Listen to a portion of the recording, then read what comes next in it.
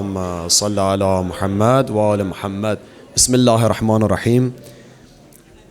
Assalamu alaikum. I would like to invite and welcome you to our book launch. I begin with a quoting a hadith from Imam Ali alayhi salam. Amir al-Mu'mineen says, books are a garden for the ulama. Al-Kutubul Basatinul Ulama. Welcome to everyone for this very exciting event, something we've really been waiting for many years. Our first book launch was on the April of 2023, and we launched a translation of Ayatollah Tahriri's book, the Risalat al-Huquq, and we are here today after nearly 2 years. But this time it's not only one book, but it's 4 books back to back. Now the 4th one, of course, is being printed, but 3 of them are available now. There's no doubt that amazing work has been put by all those involved, and inshallah you will find these books in very high quality, and both in content and in design. What is amazing about these books is the different genres that we're introducing to the world. But I won't spoil this for you because we have an exciting talk show with Sheikh Miqdad, which we will explain exclusively about these books launch and the events that we will have. Inshallah, the individuals involved in the translation, the editing, and the various books that they've done for different books, they will speak about the books and the things that they have done for it, their experiences, and more. But before that, I would like to mention all the hard work that Ustad Amini, Hujjat al-Islam al-Muslimi Amini, which is the head of the institution, has put. I've seen this firsthand, how much time and effort that he's put from the design of the book to all the different areas of the book being translated and checked and double checked, and that of course his actions drives the institution and the activities, whether it be in Hawza, whether it be in BRisc, whether it be in the publications and everything. Now I would like to invite Ayatollah Arafi's representative, Hujjatul Islam al-Muslimin, al-Ridha, Mr. al-Ridha, for us to hear but a few words from him. Inshallah, recite the salawat by Muhammad wa ala Muhammad. Bismillah ar-Rahman ar-Rahim, alhamdulillah, wa salatu wa salam ala Rasulillah wa ala alihi alillah.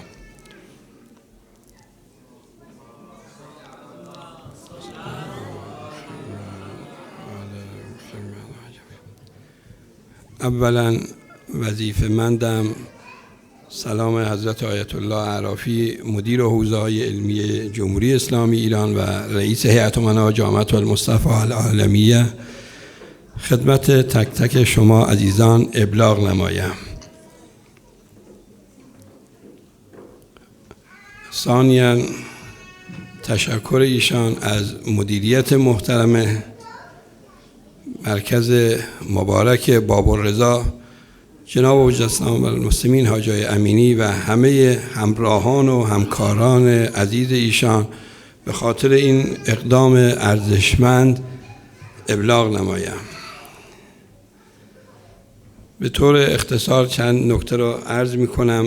این شما ماه رجب هست، ماه رجب و ماه شعبان 2 ماهی هستند در واقع برای آمادگی ما به ماه مبارک. یعنی شما وقتی میخواید برای هر کاری مقدماتی نیاز هست، شما باید از ماه رجب شروع کنید و بعد ماه شعبان تا این ضیافت الهی رو با آمادگی روحی بیشتری آماده بشید و از فیوضات آن بهره مند بشیم انشاءالله. نکته‌ای که میخوام عرض کنم، حضرت آیت الله عظمای بهاءالدینی که حضرت امام رحمت الله علیه و مقام معظم رهبری می آمدن و در محضر ایشان قبل از انقلاب سالها و بعد از انقلاب حضرت آقا هم عنایت خاصی داشتن نسبت به حضرت آیت الله عظمای بهاءالدینی. حتما شنیدید و حتما هم مطالعه بکنید.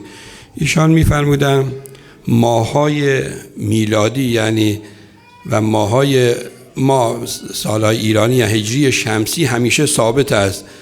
مثلا ماه بهمن همیشه تو زمستانه و فروردین توی بهار هست و شما ماهای میلادی هم نگاه کنید همین است. در تمام طول سال اینها ثابتن، ولی ماهای قمری رجب، شعبان، رمضان، محرم اینها در طول سال در گردش هستند و آیت الله بهادینی می‌فرمودند که اینها برکاتی دارند. ماه رمضان برکاتی دارد، رجب برکاتی دارد، شعبان برکاتی دارد و عنصر زمان هم دوست دارد از برکات ماه رمضان بهره مند بشود و گاهی ماه رمضان در زمستان است، گاهی در تابستان هست.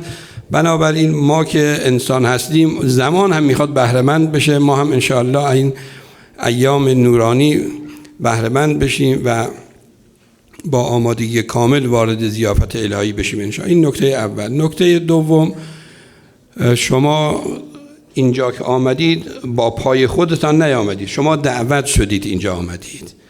رفتن در این حرمهای نورانی و شما بیایید مجاورت مسجد مقدس جمکران چند روزی را در مشهد الرضا و در جوار کریمه اهل بیت در اینجا بیایید، شما دعوت هستید. خوش به حال شما و شما نوری قطعا از اینجا گرفتید. آقای زاکی میگفتن که مدتی اینجا بودن، من یک شبی خدمتشون رفته بودم، اینا میگفت همون اولین باری که ایشان میاد ایران و سیمای نورانی حضرت امام رو میبینه، میگه احساس کردم یک نوری بر قلب من تابید، چون امام نور بود و نور منعکس میکرد. شما از این مسجد مبارک جمکران قطعا نورهایی بر دلهای شما تابیده است. عزیزانی که به کانادا میرن، آمریکا میرن، انگلستان میرن، اونها هم انشاءالله شما با کوله‌باری از نور و معنویت انشاءالله به شهرهایتون، به خانه‌هاتون برگردید انشاءالله و منتقل بکنید. نکته دیگر، این دورای کوتاه مدت که حقیقتا جای تقدیر و تشکر فراوان دارد که عزیزانی که در بابالرضا این کار رو شروع کردن بسیار ارزشمند هست. این ترجمه هایی که همین رساله حقوق امام سجاد که سال گذشته و این خلاصه معراج سعاده که روزهای اول طلبه ما اساتید همیشه تأکید داشت این کتاب باید کتاب بالینی شما باشد و شما از این استفاده بکنید و مطلع عشق مقام معظم رهبری و کتاب‌های دیگر شیخ انصاری که حوزه ما به شکلی مدیون این بزرگ مرد هست و فقه ما که امروز در سطوح عالی رسائل و مکاسب ایشان تدریس می شوند. انشاءالله باز هم ادامه داشته باشد این کارها، چون این فکر و فرهنگ امروز درهای دنیا به روی مکتب و معارف اهل بیت باز شده است. ما با جای اعرافی شاید 15 سال پیش رفته بودیم در گینه کناکری، 30 نفر روحانی آفریقایی از اون کشور معمم وقتی آمده بودن استقبال ما در فرودگاه، من اشک در چشمانم جاری شد. عزیزان لبنانی که مستقر بودن سالهاست که در غرب آفریقا، بیشتر دست دوستان لبنانی مهاجرین که از لبنان رفتن، در اونجا گفتن ما قبل از انقلاب یک شیعه نداشتیم و امروز الحمدلله این به برکت انقلاب، به برکت امام و همون چیزی که حضرت امام فرمود که وقتی قلب الهی شد همه چیز انسان الهی بشه. حضرت امام تمام وجودش الهی بود، نور بود و امروز شرق و غرب عالم شما اگر جنگ جهانی اول و دوم نگاه کنی اصلا اسمی از اسلام نبود و اینا. من این رو دارم عرض میکنم از عمرو موسی دبیر کل اتحادیه عرب. دیشبم سخنرانی جایی داشتم، یک خبرنگاری پرسید من اول رجل فی عالم العرب، این گفت انا اقول سید حسن نصر الله. گفت شوخی میکنی یا جدی؟ گفت نه جدی میگم. من وزیر خارجه طولانی ترین دوران وزارت خارجه مصر داشت، وزیر خارجه کشور فکر و فرهنگ و ثقافت و مدنیت و الازهر بودم، مهمتر از همه دبیر کل اتحادیه عرب هستم. وقتی میام در خانه دختر و پسر من نشستن پای تلویزیون المنار و سخنرانی سید حسن نصرالله رو دارن گوش میکنن. اول مرد جهان عرب سید حسن نصرالله. این سید حسن نصرالله خودش میگه من قطره ای هستم از دریای انقلاب و امام. این شما هم حتما برید هم منزل امام را ببینید، ساده ترین منزل، مسجدی که امام در اون تدریس میکرد است مسجد سلماسی. حتما آجای امینی میگم اگر نبردید حتما ببرید. قبل از انقلاب مقام معظم رهبری، شهید بهشتی و شهید مطهری و بزرگان پایه در کوچکترین مسجد و کارش هم از مسجد شروع کرده امام. اولین سخنرانی با شعار الله اکبر در مسجد اعظم که چسبیده به حرم است و تمام معادلات دنیا را به هم ریخت. اینا هر چی میکنن نمیتوان این مقابله بکنم. و این اون وعده الهی ان الارض یرث عبادی الصالحون اون محقق خواهد شد. این وعده الهی است. ولی مهم این است که همونطور که خدا به پیغمبر فرمود فاستقم کما امرت، ما پای این ایده و عقیده بمانیم و کم نیاریم. و شما بنابراین آمدید، خوش به سعادت شما. انشاءالله امیدوار هستیم که هر کدام از شماها انشاءالله چراغ فروزانی بشوید. حتی مهندس هستید، دکتر هستید. ما خیلی یاد داشتیم شهید شمران تحصیل کرده بهترین دانشگاه‌های آمریکا بود ولی رفت قبل از انقلاب در جنوب لبنان و به حرکت المحرومین راه انداختن. هر کسی در مسئولیت، معلم هستید و می توانید هر کدام از شما سفیری باشید برای مکتب و مذهب و تأثیرگذار.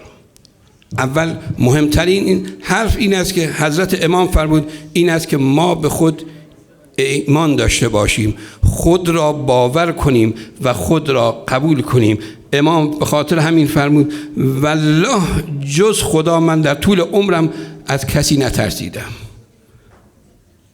و خدا عزت و عظمتی به او داد. انشاءالله هر کدام از شماها باعث افتخار بشید در دنیا انشاءالله برای مکتب.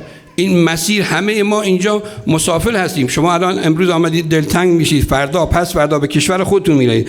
امام علی فرمود که ان اهل الدنیا کرکب بینهم حل اصابهم صاعق فرتحلوا. همه ما مسافر هستیم، ما هم اینجا نیست. مقصد جای دیگر است. مقصد ما ابدیت است. و انشاءالله این روزهایی که در اینجا گذراندید انشاءالله همش خیر و برکت و نورانیت و معنویت باشد. من چون حاجای امینی فرمودن 10 دقیقه صحبتم را تمام کنم و آخر دعوانا ان الحمد لله رب العالمین و السلام علیکم و رحمت الله و برکاته. We would like to thank Hujjat al-Islam al-Muslimin, Sheikh Alizadeh, for his kind words and his inspirational words. We move now to the main event, which is the book launch itself, and it will be in a talk show form. So I would like to invite Sheikh Miqdad, Sheikh Mustafa, Sheikh Fazl Abbas, Sayyid al-Ridha, Sister Sabira Rajabali, and Sister Fatima Rajani. صلوا على محمد وآل محمد. اللهم صل على محمد وآل محمد وعجل فرجهم. Can one more salat ala Muhammad wa ali Muhammad. Allahumma salli ala Muhammad wa ali Muhammad wa ajil farajahum. Thank you very much for your patience. I apologize for the slight delay. Trying to set up things in a way that everybody can benefit inshallah and we can have a fruitful discussion in this very small talk show inshallah before we end by Maghrib inshallah. أعوذ بالله من الشيطان الرجيم. بسم الله الرحمن الرحيم. الحمد لله رب العالمين وصلى الله على محمد وآله الطاهرين. اللهم صل على محمد وآل محمد وعجل فرجهم. It gives me extreme joy and honor to be over here today in front of you, in front of the audience online, to be in the company of individuals that have worked really hard to bring to you, the English-speaking audience, some really, really amazing books that inshallah we are all able to benefit from. And so what I'm going to do is I'm going to talk very briefly about the books and inshallah have a conversation with all 5 of my guests over here. I'll be asking maybe personal questions regarding their work, regarding what the aspect that they were involved in. Inshallah, take it in a way that it's something inspiring for us in what went through in making these books available. So before I begin, I'd like to just very quickly go through the different books so you're all aware. Inshallah, we will be unveiling them officially as well, and they will be available for sale. So we have 2 books that are novels, but they're historical novels. In other words, they're based on real, true stories. One of them is to do with the Battle of Siffin, the famous Battle of Amir al-Mu'mineen, the Spears of Deceit it's called, and it was translated by Sister Sabira Rajab Ali and edited by Sister Binta Ali. The second novel that we have is the life and the biography of Sheikh Ansari, the great Shia scholar and marja. It's a novel based on his life. It was translated by Sayyid Ali Irtada. Then we have 2 books that are very practical books that we're all thirsty for, to know more about these topics. The first one is to do with marriage. And we have over here the guidelines or advice that Ayatollah Khamenei gives to young couples.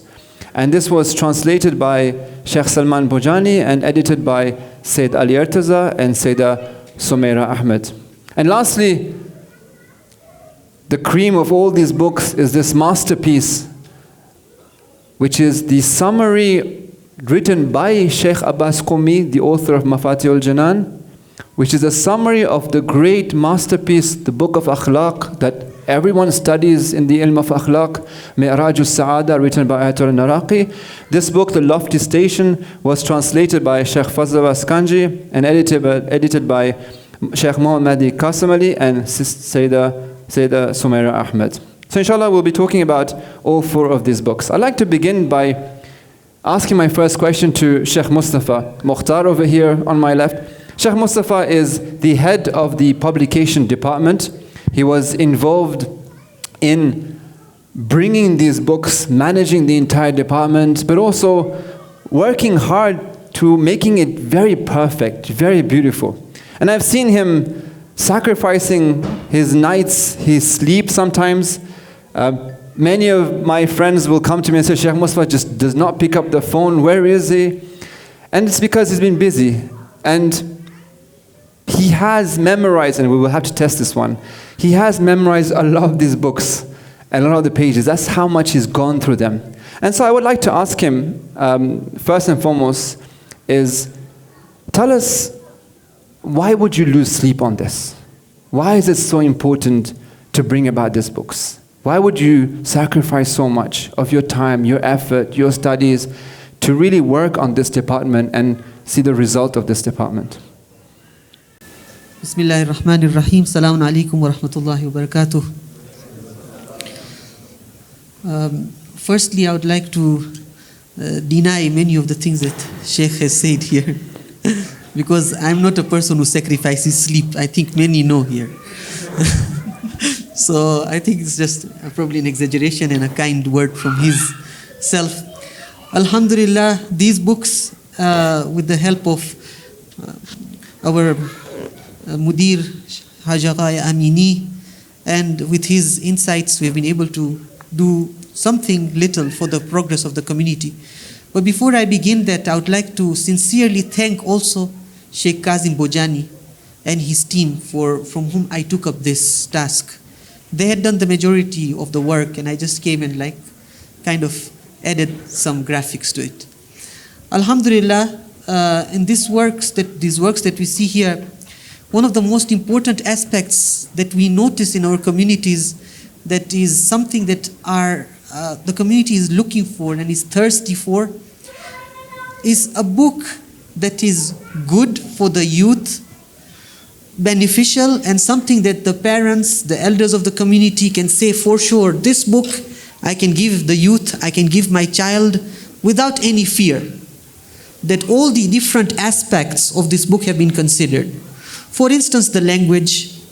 For instance, how it has been translated.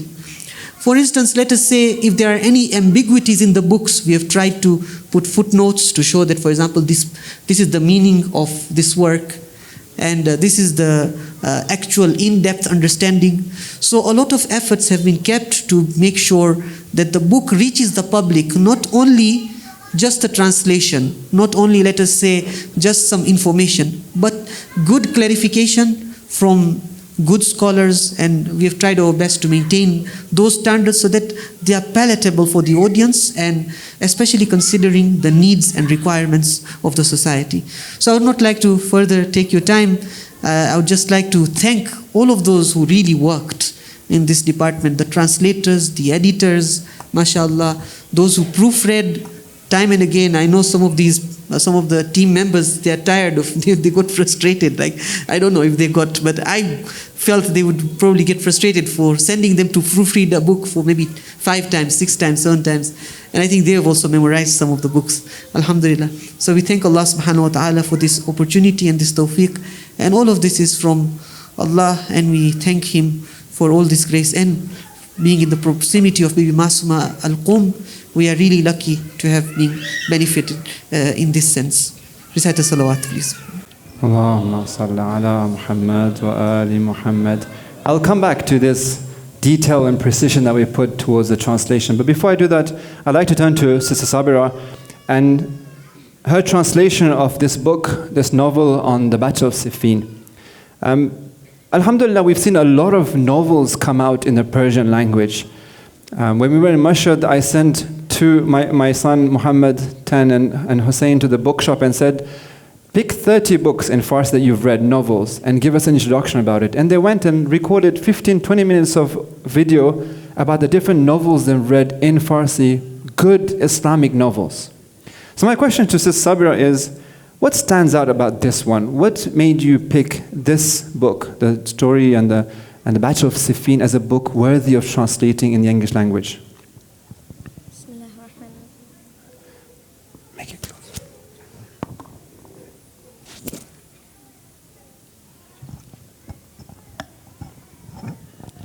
Bismillahir-Rahmanir-Rahim. Assalamu alaikum. Alaikum salam. Thank you very much for having me here. So when I first read this book, Neirange Neizaha in Farsi, The Spears of Deceit, it was one of the first books that I came across that is a historical non-fiction book. And I felt the way it depicted the figures and personalities that we have grown up hearing about, such as Imam Ali alayhi salam, or the loyalty of Ammar, the bravery of Malika Ashtar, and everything that went, the events that unfolded at the Battle of Siffin, it brought them to life in a way that I had never experienced before. So although we know the events from history books, the way this novel brought them to life was it had a very high impact on me. And I felt that it's something that is missing from the English-speaking community. We don't have books that can depict these in the same way. And that's the reason why I felt it would be very useful for the English-speaking community to also benefit from these. And as it was alluded to by Sheikh Mustafa, that as parents, we really feel the lack of this kind of material in the English-speaking community. We don't have such content that is safe, and not only safe, but we're able to give it to our children with the confidence that it will reinforce the role models and the Islamic values that we have. And that's the reason why I really felt it would be a good book to translate. Ahsant. Would you agree that it really brings you to the situation where you're in Kufa and the battle and the event of Siffin? That emotion really comes out, doesn't it? Absolutely. It has a lot of descriptive detail. So at one point it describes the green palace of Muawiyah and the way they're sitting and talking to each other, and it shows the way they're thinking. And that's the difference between sort of watching a drama of these things and reading a book, because it's able to have that richness in its descriptive detail and showing the thoughts and reflection going on behind the people's minds, the figures' minds. And I thought that it did this really, really well. And it was a good balance between authenticity, historical authenticity, but still managed to maintain that engaging nature. Is there a particular place that you really felt that you emotionally got attached to, a personality or a particular event in that book? There are a few, actually, but I would not like to spoil it for our readers. So, inshallah, I'll let them build their own emotional attachment to different places in the book. Ahsan, thank you very much. I'd like now to move on to Sister Fatima Rajani. She was a key member in doing a lot of the edits on a lot of the different books that we have, whether it's Riverside to the Ocean or Spirits of Deceit. But I'd like to ask her another type of question. I know you are a mother of 4 beautiful children. You yourself, your husband, busy with BRisc. The participants have seen your family being so involved. You have your own studies. Is it fair to say that it was challenging to work with this book? And if so, what drives you? How do you manage? Bismillahirrahmanirrahim. Salam alaikum. Firstly, I just want to mention that it was a great tawfiq from Allah subhanahu wa ta'ala that I've had the chance to kind of work with these books. And I feel really honored and really blessed to have had this opportunity, alhamdulillah. Working on these books was something that I was able to do from home. I was given a lot of flexibility in the kind of times of the day that I was working on these books. And I was given a lot of, the team has been really accommodating as well. And so alhamdulillah, I was really able to focus on my main and my most essential responsibility, which is towards my home and my children, alhamdulillah. Again, as I mentioned, the publications team was so supportive, so flexible, so accommodating, and you can really see their dedication and their sincerity shine through in their work, alhamdulillah. And yes, so alhamdulillah, despite the challenges of having to meet really tight deadlines and the detail and the demanding nature of ensuring consistency in all the manuscripts, alhamdulillah, it was something that was very manageable. You asked what drives me. As mentioned by Sheikh Mustafa and then again by Sister Sabira as well, I think it's undoubtedly that there's a huge gap that exists in the Shia English-speaking world when it comes to good quality, engaging, value-based literature. And this is something that I felt very deeply from a young age before I learned how to read in Farsi. And as I was growing up, I could sense this lack of good literature in general in all types of English Shia books, but mainly and more specifically in books that are catering to young adults and the youth. And so because of this, I felt a very strong sense of responsibility to work on this and to work on these books in whatever small way possible. And this was the main driving factor behind. Ahsant. I think you've read them more than once. Can you pick a favorite?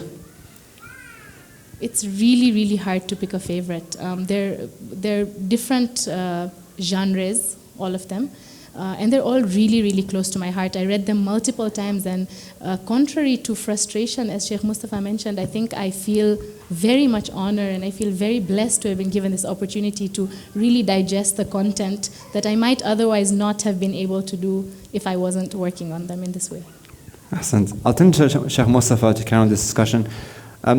How important do you think it is to support mothers that have got responsibilities with their children, with their husband, with their own studies as well? And how do you manage that? Because obviously you want these books to be out, but at the same time you understand the value and the importance of supporting them.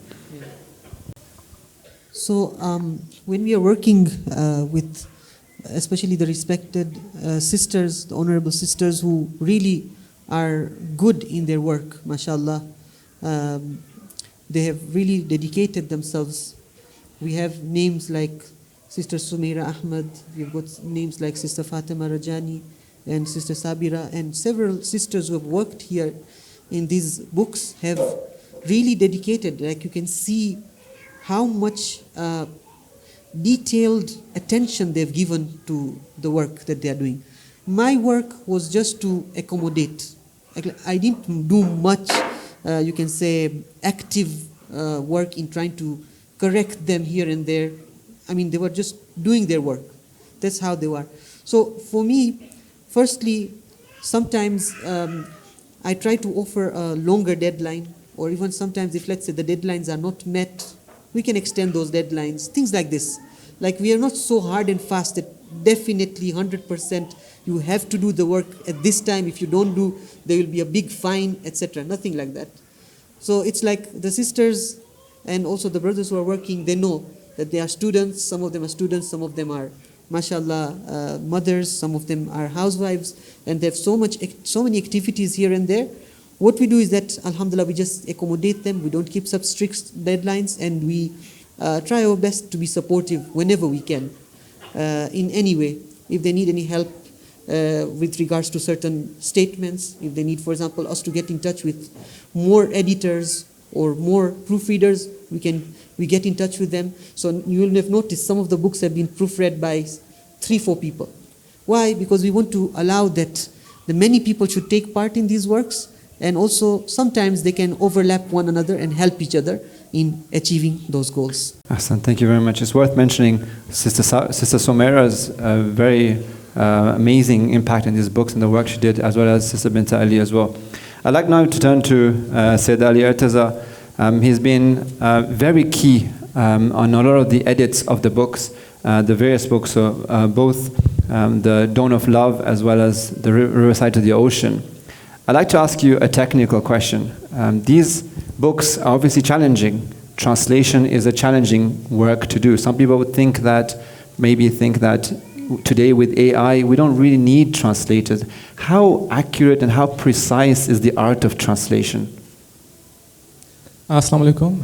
Bismillahir Rahmanir Rahim. So, setting aside the personal challenges that you have, because you always have personal challenges. I mean, you have to look after your family. We have studies as well. We have exams these days. Correct. So, setting all this aside, I think for me, the technical aspects as well as there is a moral question always for me. I'll first address the technical question, and then maybe I'll slightly deliberate upon the moral question as well. I think most of us, and I include myself in it, when we are translating, we usually translate for ourselves. When we are editing, we edit for ourselves because we have this mechanism of interpretation in our heads. And usually when we approach text, we do it with that. And everything makes sense to us. Sometimes we think that probably an author has made a mistake or a translator has made a mistake. It's because we are approaching the text from our own mechanism of interpretation. So I think there has to be a process of detachment first of all. You have to detach yourself from a text, and then you have to detach yourself from your own mechanism of interpretation, your presuppositions, and then you have to have a second look at a text, and then do it for the audience, not for yourself. And then you have to know who your audience is. It could be small, it could be big, it could be a niche, it could be for general public, but whosoever is. I think all of this begins with this process of double detachment from the text and from your own self at times.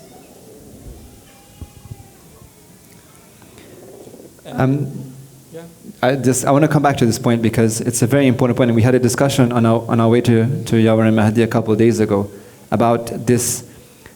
On one side, you want to be so accurate and make sure that every single word is translated in English the way it is. But at the same time, you want to make sure that it also makes sense to an English audience. So this balance, as you call it, a moral question, basically. But how difficult is it? Because Farsi is a very poetic language as well. And a lot of these books, at least the Akhlaq book, has a lot of poetry in it as well. I know Sheikh Fazbaz did an amazing work as well to really bring this poetry, and you kind of edited this work, and also the poetry on the novels as well. That Farsi language has that ability to give out some level of poetry. How do you manage to bring that into English? I think languages are generally, they're incommensurable. Two languages are never the same. And much of the text, or if not much of the text, some of the text is always untranslatable, outright untranslatable, you can't do it. So, and then I think you kind of oscillate between what you mentioned, honesty, literal honesty, and effectiveness. And it's very difficult balancing both. And again, it goes back to your audience. It depends on your approach as well. Some people, they want to be literally honest and don't care if the audience gets it or not, or if it makes sense to a native speaker in another language. And some people, they prefer effectiveness. And some even take more liberty with effectiveness. I know I do, and I put Sheikh Mustafa always in a trouble, and then he has to find someone to match the Farsi text and the English text again. It goes to sisters then. So yeah. This week you have an exam in fiqh where you have been studying for the whole term a book called Makasib. Makasib is written by Sheikh Ansari, and you have an exam this week as well on this book. And you've now translated this biography of Sheikh Ansari, the great Marja. Tell us your personal connection with this amazing person. Tell us you love him. Of course I love him. We all love him. It's very humbling, to be honest. Sometimes humiliating as well. Honestly. Because we look at him and he was a student of knowledge. And then we look at ourselves and we have the gumption to call ourselves. I talk for myself, not others. I have the gumption to call myself a talaba. And then we look at him and the lives they led. It becomes very difficult at times. But then I think along with this feeling of humiliation, there's always a flicker of hope and some motivation, and probably that's what we hold on to, and that is what makes us going. And it's inspiring. When you read it, you want to become like that, right? Role models are very important in our life, and Sheikh Ansari is definitely a role model for all of us, not just talabis, but his lifestyle, right? That's it. We look at him as this great role model, but he thought of himself as a talabi. Definitely. So that's what makes him great. And yeah, I mean, I don't know. I mean, I don't know if I should say this here, but I think I've cried more on probably reading this book at times than I do, or translating this book when you listen to a rosa, for example, because you feel this connection and then you keep coming back to yourself whether or not you can live up to standards. So yeah. I think we all have. We've all shed tears translating. The sisters would say as well, they'll agree. There's been a lot of tears of emotions, basically, because when you look at Sheikh Ansari or the Batch of Siffin, like you really feel with those individuals. Thank you so much, Jazakallah. I'd like now to come to the last book. Inshallah, Sheikh Muhammad Hussein Daya will help me with the video. So this Loft Stations, as I mentioned, is a summary of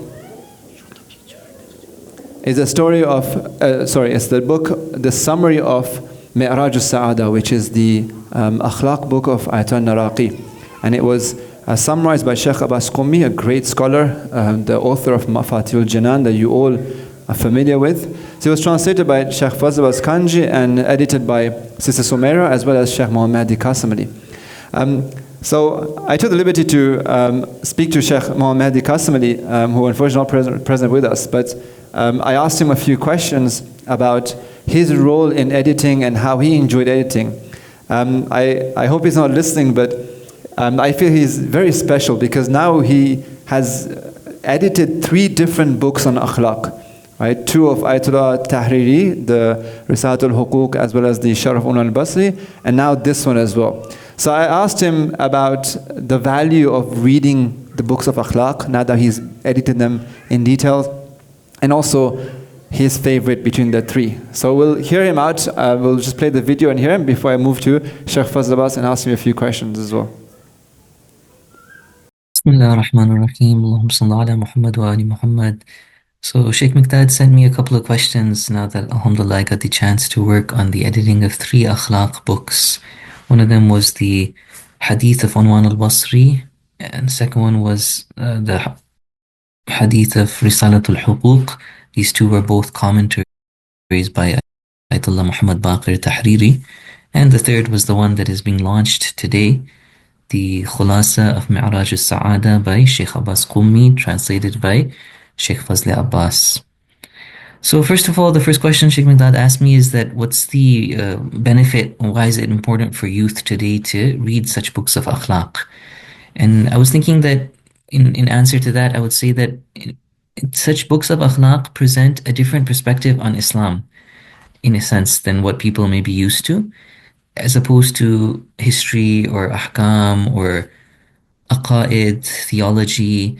This is some kind of mix of practical teachings that have a role to play in our life, make us go closer to God, as well as very interestingly packaged in nice stories of ulama, stories of urafa, Persian poetry, short ahadith. So inshallah, it's a mix of, tradition as well as true Shia culture, or almost like mystical culture somehow being presented in a useful package to people. So I think that's really useful, really interesting. And Sheikh Miqdad also asked me if I had to choose one of the three of them as my favorite, which one would I choose? Honestly, that's a very hard question. But looking back at it, I think the one that I would say really meets this criteria of both being useful as well as like extraordinary, interesting, having those like outstanding accounts and Persian poetry that's really interesting is the first one, the Hadith of Anwan al-Basri. Inshallah, I pray that Allah accepts this from us and we can all act on these teachings. Take care, fi amanillah. So, an amazing book and an amazing translator. So, I turned to Sheikh Fazl Abbas and asked him, it's a very difficult translation because the book was written in actually ancient Farsi, a very old type of Persian, and so it was very difficult for him to read. I want to ask him what inspired you to translate this book, and why this book?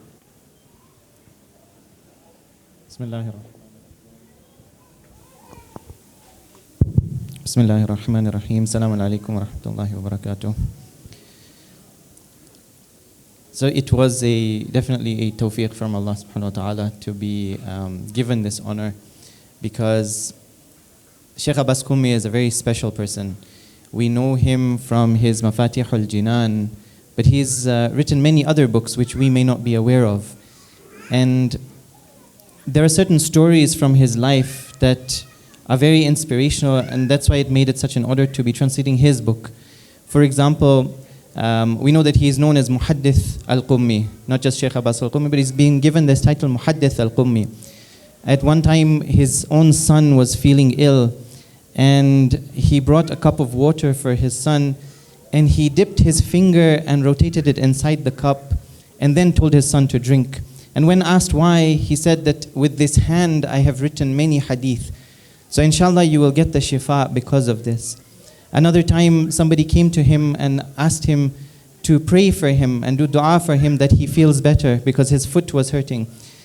And Sheikh Abbas Qummi tells him that I'm not going to do dua for you because it could be that from this tongue I have uttered things which were not right. But what I will do is I will pass my hand over your foot, because this hand has written a lot of hadith, and that will inshallah be a wasila for your cure. So it was a great honor to translate his work. Specifically, why this book? When we go through our Hawza studies, commonly we categorize the Islamic sciences into the 3 A's. We call it the Aqaid, the Akhlaq, and the Ahkam. And we know that Aqaid sets the foundations for us. It tells us what our goal is. The Akhlaq is almost our vehicle to reach that goal. And the Ahkam sets the path so that we don't fall off the boundaries. But when we look at the books that are available in each of these categories, there are plenty in Ahkam, there are plenty in Aqaid. When it comes to books of Akhlaq in the Hawza, there aren't so many. Like you said, we are commonly referred to the original books of the original books of Mullah Mahdi Naraqi, Jam'at al-Sa'adat, and then his son Mullah Ahmad Naraqi, he created the book, authored the book Ma'raj al-Sa'ada. But these are very voluminous books. They're very big in their size and also the content. What Sheikh Abbas Qummi has done is he has summarized these very lofty things, and the content of those books has come in a very more palatable fashion that is now useful for the houses to use. And not just the houses, but any Islamic institute can use this now as a complete package of akhlaq. It is amazing how he goes into the different categories within akhlaq, giving us a full solution. He tells us the causes of why things may be wrong in our lives. What are the symptoms that we will see? What are the practical solutions that we can try to embark upon in order to resolve these in our hearts? Ahsant. Very briefly, can you tell us, because obviously it's a textbook, it's a very technical book, it's a very important book, it's a manual, you read it very slowly, you think about it. Can you very briefly tell us about the structure of the book? How does it go in and explain to us the ilm of akhlaq?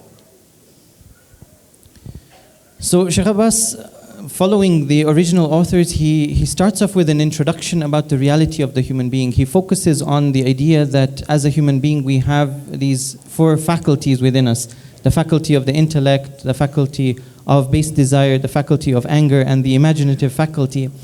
And then he talks about how we need to have a balance between all of these faculties, and it is the aql that is supposed to be in control to bring about that balance. Then the rest of the book is basically structured by looking at each of these faculties and taking the virtues and the vices of each one, sometimes individually and sometimes a combination of all of them. And like I said, discussing them in a very comprehensive way, bringing hadith, bringing verses of the Quran to show that, what is this vice? What is the cause that may lead us to perform these vices? What is the point of moderation? What are the symptoms that we may find as a result of committing certain actions? And finally, what are the solutions there? So like that, by tackling each of the faculties and a combination of them, we go through a whole load of traits of akhlaq, and step by step we're able to, inshallah, inculcate them within our lives. Ahsan, very good, very beautiful. And now that you are all kind of really wanting to buy this book, I'd like to announce that this is it's on pre-order, it's not out completely yet, so it'll be available in around a month's time, inshallah. Last question is about this beautiful book, The Dawn of Love, which is Ayatollah Khamenei's advice to new couples. So we often ask, I want my marriage to be more beautiful. I want my marriage to be more amazing. It's a beautiful journey. And to hear words of inspiration, words of knowledge, what we can do to make our family better from the great Maraja is very special. So Shaykh Musfa, tell us more about how special this book is. What kind of things, what kind of jewels and pearls and gold can you find in such book? This book, I had seen it when I just come to the house earlier on. And okay, at that moment I thought, okay, this is another series of advice on, marriage and things like that. I thought we have heard a lot of lectures here and there about marriage, and it will be something similar. But when I read this book, I recognized the depth and the level of understanding, and that, you can say, the voluminous amount of experience that this great man had in writing this book, basically in giving these small tips. The most amazing part is that this is a series of lectures that he used to give before, and for example, a marriage. He would recite aqd, someone's nikah. Before that, he would give a lecture. These are very short lectures. And in these lectures, the variety of discussions that he has spoken about, like I know I have given lectures here and there in marriage ceremonies. And many times I know they're talking that other marriage ceremony, no one has heard me, so I just repeat the same stuff here and there. But then I realized that this man is of another caliber. Every time he gives a lecture on marriage, it's something new, something advanced, something profound. So if you look at this book, you will notice some design elements in it. So for example, before every chapter, there are, for example, there's a picture. And this picture depicts the core of the discussions that are going to be in that chapter. So I don't want to spoil it for you. So for example, the first chapter is when you want to start the marriage. What are the things you need to consider? Or in the second chapter, you will notice that there is a picture, a very dark picture that depicts some kind of, the second picture, is about a family under a tree, and they are enjoying a good family. So it talks about how you can make the family warm. The third picture or the third chapter speaks, for example, about the way in the Western world the family has been degraded, has been looked down upon. Family values are not taken seriously. Marriage is not something very valuable. And that leads to the destruction and disintegration of the society. And Rahbar speaks about these points. And on as you go, some of the misconceptions people have, some of the wrong cultures that people have, all of them have been depicted in different chapters as you go ahead. And I assure you, you will find every read a fresh, new breeze in your life for those who are married. And for those who want to get married, I can assure you, you will really benefit a lot. I'm sure those who edited and proofread these works, they will attest to this reality, inshallah. Ahsan, thank you very much. I'd like now to bring a close to this small discussion that we had. I know you have a lot of questions, a lot of things that we want to ask the sisters, the brothers, those who are involved. But inshallah, we'll bring it to an end over here. And thank you all for listening. I will just give Shaykh Mustafa an opportunity, because a lot of work goes when we come to translate, especially when we translate at this level of precision and detail. Therefore, it requires a lot of work, a lot of people involved. And so, inshallah, we'll end with Shaykh Mustafa closing up this discussion. And inshallah, we'll then move on to unveil the books and the session, inshallah. Thank you very much, Sheikh Miqdad, and thank you all of you for listening attentively. But I felt that ending this discussion without sincerely thanking the members of the team and the various good, you can say, good characteristics that all of them have. All of them are gems of different types. I can say that. So, for example, although I don't know if they'll be happy me praising them in front of everyone, Sayyid al-Ridha is a professional writer. I really enjoy the way he translates, his excellent detail, his, you can say, his likes and dislikes, and his really accurate way in trying to take nice artistic work. This is amazing work done in, for example, the Riverside to the ocean. Sheikh Fazl Abbas, on the other hand, with the depth and understanding on akhlaqi matters, like I was looking at some of the texts, especially that this book is quite, you can say, old Farsi and very deep work. And I literally, some of the things that I did not understand, I understood when I read some parts. And I really appreciate that. And even his pen has been something of benefit for me myself, alhamdulillah. We had also Sister, for example, Sister Sabira Rajab Ali, who is herself, has worked on literature herself. She's an expert in literature and has worked on in different ways in terms of children's literature and other forms of literature. You can see the amount of efforts that have been kept here. And Sister Fatima Rajani also, if you notice, all of these works that we have, they've got some design elements which I used to ask her, for example, to read through and give me a summary of this, for example, chapter. And then in front of the chapter, there are certain design elements. To understand the whole chapter, summarize it, bring a certain image out of that chapter, like something that you give, for example, today, artificial intelligence. You tell artificial intelligence, do it, but you can't trust them because artificial intelligence might give you a very a picture that is out of place completely. But she would give exact, detailed explanations about that chapter and nicely summarize them and give good proofreading. Just excellent work. We had another sister also who worked on these books. Her name is Sister Sumaira Ahmad. One of the wonderful works that she did was the level of accuracy in editing.